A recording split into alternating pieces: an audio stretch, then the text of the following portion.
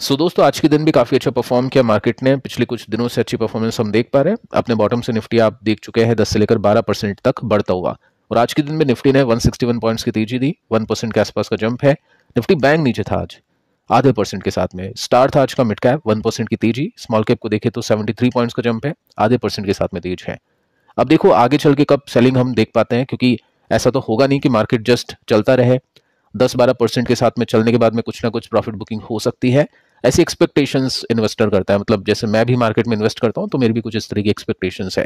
क्योंकि ऐसा नहीं सोचना चाहिए कि मार्केट जब चलता है तो चलता रहेगा, और ये भी नहीं सोचना चाहिए जब मार्केट नीचे होगा तो फिर जस्ट वो नीचे ही रहने वाला है। ठीक है, ये फियर ग्रिड का खेल होता है जो आप जानते ही है। अब देखो यहाँ पे एडवांस और डिक्लाइन को देखें ना तो थोड़ी सी थकावट यहाँ पे दिखती है। अभी जो भी हमने एडवांस देखे हैं, जो भी मार्केट में तेजी देखी है, यहां तक ऑलमोस्ट स्टॉक्स तेज थे। लेकिन आज के दिन आप देखोगे तो आधे स्टॉक्स तेज, आधे स्टॉक्स नीचे।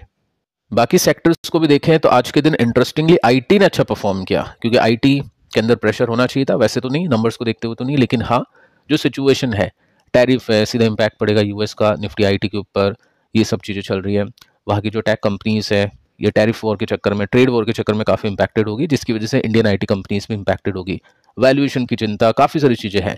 स्टिल आईटी कंपनी मैनेज कर गई 4% की तेजी देने में। तो एकदम से कैसे हो गई तेजी, आगे चल के बातचीत करते हैं। और भी कुछ कंपनीज हैं जिनके रिजल्ट्स के बाद में स्टॉक में रिएक्शंस आए काफ़ी खतरनाक वाले। हम तेजी के भी रिएक्शंस देख चुके हैं, मंदी के भी रिएक्शंस देख चुके हैं। तो उसके बाद में क्या कुछ स्ट्रैटेजीज बन सकती है, सिखाने के पर्पज से मैं आपको बताऊंगा कि नंबर्स देखने के बाद में किस तरह से आइडिया लगाते हैं कि आगे क्या पॉसिबिलिटी बननी चाहिए।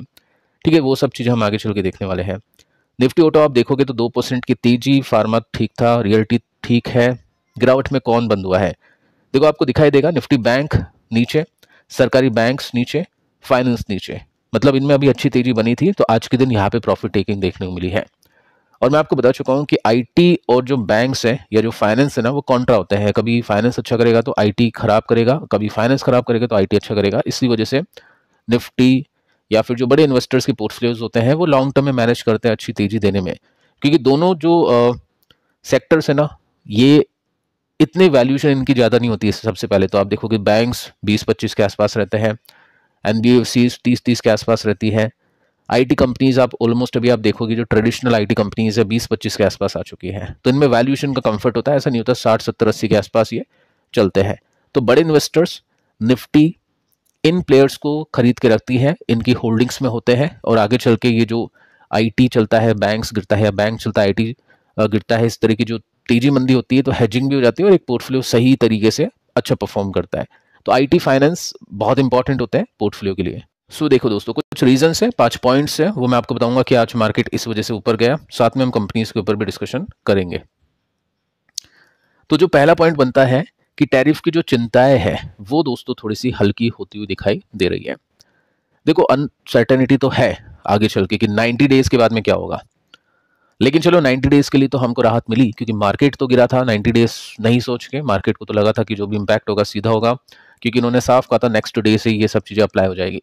तो उस वजह से मार्केट एक जंप दिखा रहा है, क्योंकि जैसा सोचा था वैसा हुआ नहीं। लॉकडाउन में हमने देखा था कि लॉकडाउन लग गया, उसके बाद में एकदम से हट गया, तो वही चीज़ वी शेप रिकवरी के दौरान हमको यहाँ पे भी दिखाई दे रही है।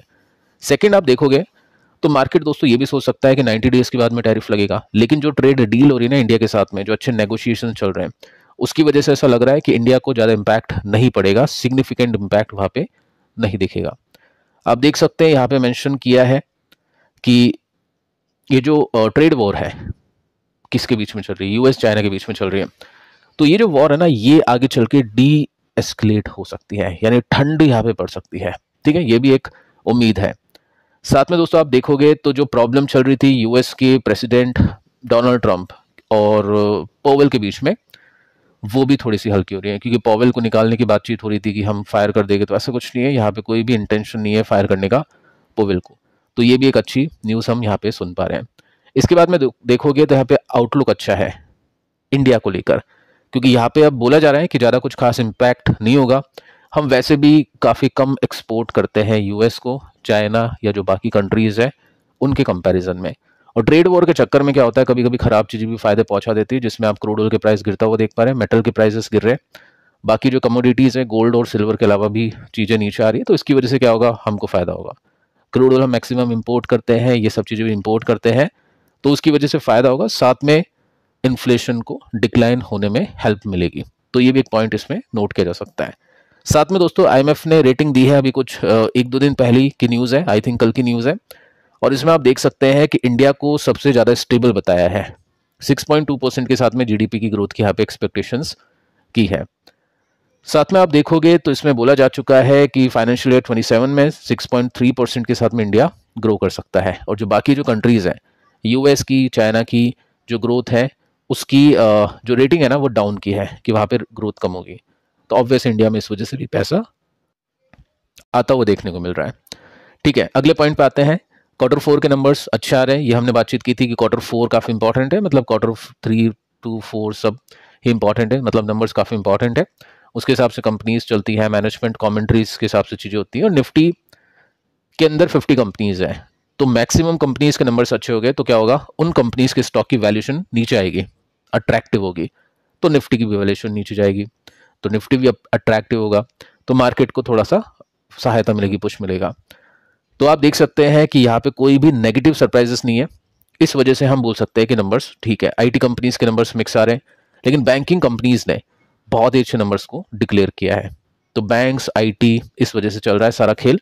और अभी करंट मार्केट की जो वैल्यूएशंस है उसको सपोर्ट मिल रहा है, क्योंकि नंबर्स अच्छे आते हुए देखने को मिलते हैं। अब देखो, ये सब चीज़ें नहीं पता होती कि एकदम से नंबर्स ऐसे आ जाएंगे, टैरिफ 90 डेज का रुक जाएगा, ट्रेड डील्स हो जाएगी, जो मैटर चल रहे हैं खराब वाले वो एस्केलेट नहीं हो गए। ठीक है, तो इन्वेस्टर क्या करते हैं, हमेशा फियर में ये सब चीज़ें नहीं सोचते कि ये आगे भी ऐसा होगा, मार्केट खत्म हो जाएगा, नहीं पैसे बनेंगे। वो फियर में जब बाय करेगी तभी इस तरह की जो तेजी होती है उसमें बेनिफिट मिलता है। हेल्दी मानसून, ये हमने बातचीत की थी, हेल्दी मानसून होगा तो फिर क्या होगा, एग्रीकल्चर को सहायता मिलेगी, इन्फ्लेशन कम होगा, प्रोडक्ट्स के दाम इतने नहीं बढ़ेगी, ये भी अच्छी न्यूज़ है। साथ में एफआईज की जो बाइंग है वो भी काफ़ी अच्छी हो चुकी है। पिछले 5 दिन की बाइंग को देखें तो 18,000 करोड़ रुपीस की बाइंग की है एफआईज ने कैश सेगमेंट के अंदर। साथ में डॉलर इंडेक्स गिर रहा है, डॉलर भी आप देखोगे तो ऑल टाइम हाई से नीचे है, यूएस बॉन्ड यील्ड गिर रही है, तो इस वजह से वहां से पैसे निकल के इंडियन मार्केट के अंदर, और साथ में गोल्ड भी हम बोल सकते हैं, गोल्ड के अंदर भी पैसे लग रहे हैं, साथ में जो इंडियन मार्केट है उसके अंदर भी पैसे लगते हुए दिखाई दे रहे हैं। तो ये रीजन है दोस्तों मार्केट के अभी चलने का।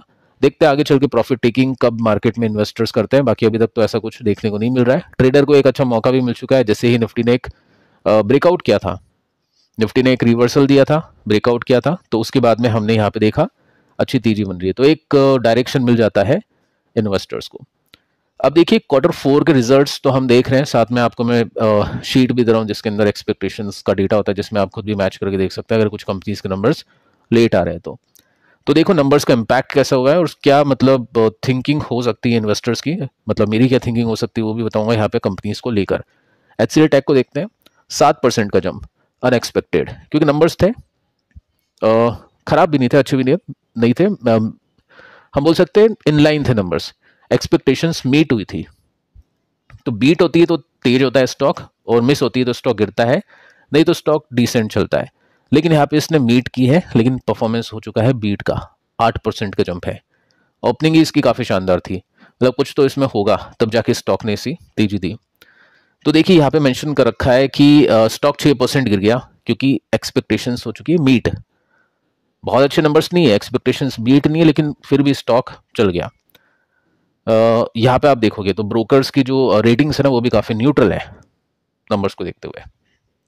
तो स्टॉक एकदम से कैसे चला, देखिए दोस्तों यहाँ पे सबसे बड़ी बात यह है कि जो हमने कल मैनेजमेंट कमेंट्री देखी थी उसके अंदर हमने ये सुना कि टैरिफ का अभी ऐसा कुछ खास इम्पैक्ट देखने को नहीं मिल रहा है, प्लस गाइडेंस मैनेजमेंट की वो भी अच्छी थी, बाकी कंपनीज की तरह वीक नहीं थी।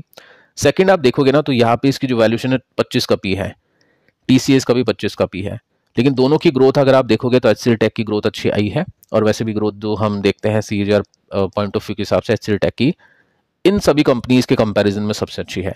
तो यहाँ पे इसको वैल्यू ज़्यादा मिलनी चाहिए, तो वो भी एक चीज़ आप इसमें नोट कर पा रहे हैं। और जब भी मार्केट के अंदर पैसे आते हैं, डॉलर वीक होता है तो टोटल मार्केट के अंदर पैसा आता है, डॉलर वीक होगा तो वैसे आईटी कंपनीज को कुछ खास फायदा नहीं होगा, नुकसान होगा, लेकिन फिर भी जो गाइडेंस अच्छी है और ऑलरेडी ऊपर से काफ़ी अच्छे डिस्काउंट के साथ में है, इस वजह से अच्छी बाइंग यहाँ पे देखने को मिली है। अभी भी आप देखोगे तो 2000 का स्टॉक है और स्टॉक अभी है 1600 रुपीज़ के आसपास, गैप है अभी भी बाकी। तो देखते हैं दोस्तों यहाँ पे जो ट्रेडर्स है वैसे वो प्ले करते हुए देखने को मिल सकते हैं, बाकी इन्वेस्टर का फंडा बिल्कुल सिंपल है, जब भी फियर होगा, जब भी आईटी गिरेगा तभी वो देखते हैं। नेक्स्ट जो कंपनी है इसका नाम है एयू स्मॉल फाइनेंस बैंक। इसने बहुत बढ़िया परफॉर्म कर दिया आज के दिन, 8% की तेजी। तो बैंक तो मतलब आप सोचो कि नंबर्स शायद अच्छे ही आएंगे ऑलमोस्ट हर एक बैंक के, और इसने भी अच्छा परफॉर्म कर दिया। आईसीआईसी बैंक के नंबर्स बहुत ही शानदार थे, एचडीएफसी बैंक के नंबर्स बहुत अच्छे थे। बाकी और बैंक्स के नंबर्स देखते हैं। अब देखो यहाँ पे टारगेट अच्छे दिए हैं, 750 रुपीज़ के टारगेट हैं। क्रेडिट की जो लागत है वो कम हो सकती है आगे चल के, ठीक है, तो उसकी वजह से बैंक के फाइनेंस के मार्जिन इंप्रूव करेंगे और नंबर्स अच्छे आएंगे और भी ज़्यादा यहाँ से ऐसी गाइडेंस है मैनेजमेंट की। अब देखिए एक पॉइंट आपने नोट किया होगा कि निफ्टी के अंदर जो टॉप होल्डिंग्स है वो बैंक है, वहाँ पे स्मॉल फाइनेंस बैंक नहीं आते हैं।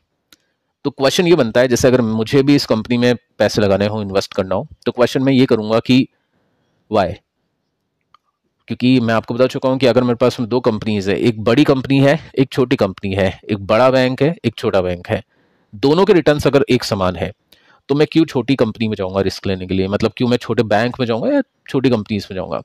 तो मैं क्या करूँगा, कंपेयर करूँगा। मुझे एचडीएफसी बैंक के रिटर्न्स देखने इसके साथ में, तो ठीक है दोनों बराबर है, तो मैं एचडीएफसी बैंक की तरफ ही बढ़ सकता हूँ जो बराबर रिटर्न्स है। और आईसीआईसी बैंक के रिटर्न्स देखूँ तो आईसीआईसी बैंक के तो बहुत अच्छे रिटर्न्स है, और इसका पीछे का हमको लॉजिक भी पता है कि यहाँ पे नंबर से अच्छा स्ट्रक्चर चेंज हुआ है, ठीक है। तो मैं कोशिश करूंगा बैंक्स को देखने की। बाकी एयू बैंक भी अच्छा है, ऐसा कुछ नहीं कि आपको बेचना है खरीदना है, जस्ट मैं आपको बता रहा हूँ कि मेरा क्या पीओवी होता है कंपनीज के स्टॉक्स में फिल्टर करने का और कंपैरिजन करके साथ में कुछ स्टॉक्स को निकालने का और कुछ कंपनीज के स्टॉक को रडार पे रखने का। बाकी नंबर्स अच्छे हैं, गाइडेंस कमाल की है। अब देखो हैवेल्स ने भी बहुत खराब परफॉर्म कर दिया आज के दिन, भी नहीं बोल सकते हैं क्योंकि दोनों कंपनीज ने तो अच्छा किया था, लेकिन यहाँ पे खराब परफॉर्मेंस है। 3% के साथ में स्टॉक बंद हो चुका है गिरकर। ओपनिंग ही काफी वीक थी, यानी नंबर्स का इंपैक्ट आप इसमें आज देख सकते हैं। अब देखो नंबर्स हमने कल डिस्कस किए थे, नंबर्स तो अच्छे थे। आप ये देख सकते हैं कि स्ट्रीट यानी मार्केट की एस्टिमेट को बीट करने के बाद भी कंपनी का स्टॉक गिर गया, और उसके पीछे का रीजन है कमेंट्री मैनेजमेंट की, जो कि काफी कॉशियस है, डरावनी है, और इस वजह से इन्वेस्टर्स का सेंटिमेंट टूटा है। कंपनी ने बोला है कि डिमांड ऑफ कूलिंग प्रोडक्ट्स जैसे एसीज होते हैं, इसकी एक्सपेक्टेशंस आप करो अब से वीक, क्योंकि इस क्वार्टर में माइल्ड स्टार्ट हुआ है, यानी इस क्वार्टर में ये बेच रहे हैं, तब जाके इसके नंबर्स आप देखोगे 3 महीने बाद ये जो अभी बिकवाली हो रही प्रोडक्ट्स बेच रहे हैं इसके नंबर्स, तो प्रोडक्ट्स कम बिक रहे हैं। और ये जो हो रहा है ये साउथ में हो रहा है मैक्सिमम, क्योंकि साउथ में देखो गर्मियां आती है, अच्छी खासी गर्मी पड़ती है, वहाँ पे इन सब प्रोडक्ट्स की डिमांड काफ़ी बढ़ती है, लेकिन साउथ में लेट आई है गर्मी, और इस वजह से क्या हो गया, जो सेल्स है वो इम्पैक्ट कर रही है कंपनी के क्वार्टर 1 के परफॉर्मेंस को, यानी अगले क्वार्टर में जो परफॉर्मेंस होगा उसके ऊपर इम्पैक्ट पड़ेगा।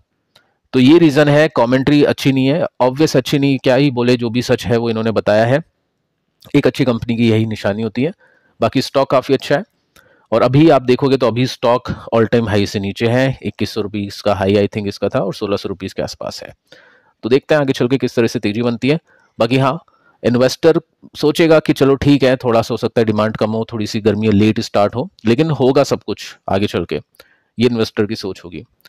वारी एनर्जीज देखो इसने बहुत बढ़िया परफॉर्म कर दिया आज के दिन, 14% का जंप है। अब मैं इसके नंबर्स आपको बता नहीं पाया था क्योंकि इसके नंबर्स लेट आए थे, मैंने आपको शीट दी थी, उसमें मैंने आपको कहा था सबसे लास्ट में वारी के नंबर्स की एक्सपेक्टेशन है, आप खुद से चेक कर सकते हैं। तो अगर आपने देखा होगा तो नंबर्स आपको दिखे होंगे एक्सपेक्टेशंस के बीट बोल सकते हैं, या फिर एक्सपेक्टेशंस के साथ बोल सकते हैं, ठीक है।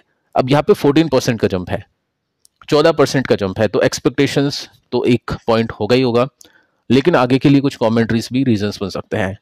अब देखो यहाँ पे हुआ क्या है, कंपनी का प्रॉफिट जंप कर चुका है 34% के साथ में, रेवेन्यू बढ़ चुका है 36% के साथ में वायनवा बेसिस पे, विच इज गुड। तो इसकी वजह से स्टॉक ने अच्छा परफॉर्म कर दिया। सेकंड दोस्तों, आप देखोगे एक बड़ी खबर यहाँ पे आती हुई देखने को मिलेगी, जिसका भी एक रोल यहाँ पे हुआ है स्टॉक के प्राइसेस के बढ़ने में, कि वारी एनर्जीज प्रीमियम एनर्जीज के स्टॉक्स में तेजी बनी, क्योंकि यूएस ने टैरिफ लगा दिया है सोलर इक्विपमेंट इंपोर्ट पर साउथ ईस्ट एशिया की जो भी कंट्रीज हैं उनके ऊपर। इससे क्या होगा, उन कंट्रीज का नुकसान होगा। कौन कौन सी कंट्रीज है, अब देखो कितना टैरिफ है, 35 से 21% का टैरिफ है। कंबोडिया है, वियतनाम है, मलेशिया है, थाईलैंड है, ये कंट्रीज है, ठीक है। तो इनको होगा नुकसान, और यूएस की जो भी कंपनीज है, डोमेस्टिक कंपनीज है, उनको होगा फायदा। अब इंडिया में भी काफ़ी सारी कंपनीज हैं जो यूएस के अंदर अपनी फैक्ट्री लगा के यूएस को बेचती है माल, उसमें से वारी एनर्जीज भी है। तो एक ये भी रीज़न यहाँ पे बन जाता है कंपनी के स्टॉक के चलने का, क्योंकि आप देखोगे ना तो कितने बिलियन का यहाँ पे एक्सपोर्ट हो जाता है, 4 कंट्रीज का वो देख सकते हैं, 13 बिलियन के आसपास का एक्सपोर्ट है। और यूएस में पिछले साल 77% जितना भी मॉड्यूल यूज हुआ है, इंपोर्ट हुआ है, वो इन्हीं कंट्रीज से हुआ है। अब देख लो आप, ये कंट्रीज का एक्सपोर्ट कम होगा तो किस कंपनीज को बेनिफिट होगा? ऑब्वियसली यूएस की जो पर्टिकुलर डोमेस्टिक कंपनीज उनको सबसे ज़्यादा बेनिफिट होगा, और इंडियन जो कंपनीज वहाँ पे फैक्ट्री लगा के माल बेचती है उनको भी अच्छा बेनिफिट होगा। तो उसमें वारी एनर्जीज भी है। तो ये एक रीजन बना तेजी का। साथ में दोस्तों आप देख सकते हैं कि 25 अप्रैल इस कंपनी के इन्वेस्टर्स के लिए बहुत इंपॉर्टेंट डेट है, क्योंकि 6 महीने की जो लॉक इन अवधि होती है वो यहाँ पे एंड हो जाएगी, और उसमें 15 करोड़ शेयर्स जो लॉक हो रखे हैं अभी के समय, वो एलिजिबल हो गए ट्रेड करने के लिए। अब वो बात है इन्वेस्टर बेचेगा या रखेगा, अलग बात है, देखते दोस्तों क्या होता है। बाकी हाँ, 25 अप्रैल बहुत इंपॉर्टेंट डेट होने वाली है इस कंपनी के इन्वेस्टर्स के लिए। तो वो एकदम से शूट अप आया, यहाँ पे अच्छी तेजी बनी, एक ब्रेकआउट यहाँ पे हो चुका है, और उसके बाद में यहाँ पे तेजी बन रही है। लेट्स सी कि ऑल टाइम हाई तक बढ़ता है या फिर नहीं। बाकी तेजी अच्छी खासी देख पा रहे हो, और रीजन मैं आपको बता चुका हूँ। सो फिलहाल दोस्तों इस वीडियो में इतना ही। कल के वीडियो को भी आप देख लेना, यहाँ पे मैंने अपनी राय व्यक्त की है कि इस समय मार्केट के अंदर मैं क्या कर रहा हूँ, और भी कुछ यहाँ पे मैंने आपको डिस्कस करके बताने की कोशिश की है। मिलते हैं अगले वीडियो में, तब तक के लिए बाय बाय।